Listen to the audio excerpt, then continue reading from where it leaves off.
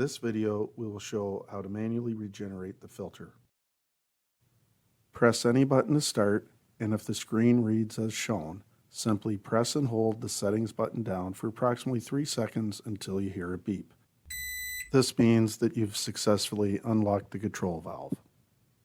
In order to perform a delayed regeneration, press and release the manual regen button to display delayed regen off. Then press and release the manual regen button again to change it to on. You've now cued the filter to perform a regeneration this evening. The display screen will then show the current date and time and start to scroll through its various diagnostic screens.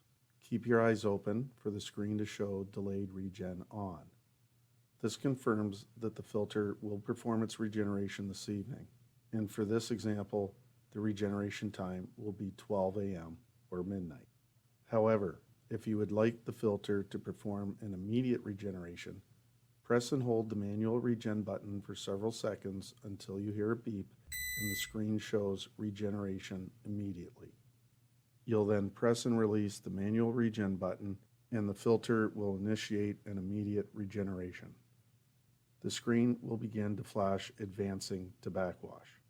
Once the control valve arrives at the backwash position, the time remaining will begin to count down to 0.